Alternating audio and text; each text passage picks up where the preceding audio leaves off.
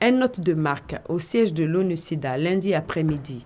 Il s'agit de Dominique Ouattara, première dame de Côte d'Ivoire, en sa qualité d'ambassadeur spécial de l'ONU-SIDA pour l'élimination de la transmission mère-enfant du VIH et la promotion du traitement pédiatrique. Dominique Ouattara est l'invité spécial du directeur exécutif de cette institution, Michel Sidibé.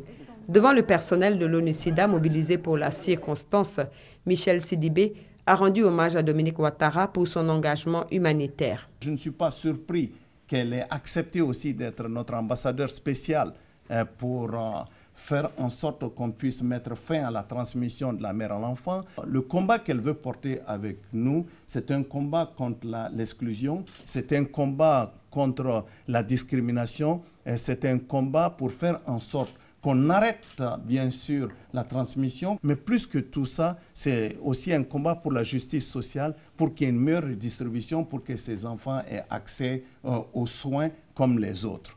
Et que ces enfants ne soient pas les oubliés de notre réponse à la lutte contre le sida. Et je suis fier de vous avoir ici dans nos locaux. Prenant la parole, la première dame a expliqué le sens de son engagement auprès des Nations Unies à l'ONU-SIDA.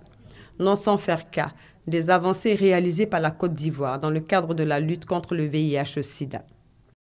Ces dernières années, la Côte d'Ivoire a fait beaucoup de progrès dans la lutte contre le VIH, surtout en ce qui concerne la prévention de la transmission mère-enfant, notamment avec l'engagement des partenaires et de la communauté.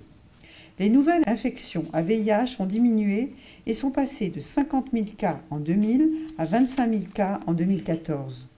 Nous enregistrons également une meilleure prise en charge du sida pédiatrique dans notre pays. Ces résultats encourageants et les avancées stratégiques importantes que nous avons réalisées nous permettent d'avoir bon espoir quant au recul de l'épidémie d'ici 2030. Au terme de la visite de travail, l'ONU-SIDA a chaleureusement félicité la Côte d'Ivoire, qui figure désormais parmi les 20 premiers donateurs au monde.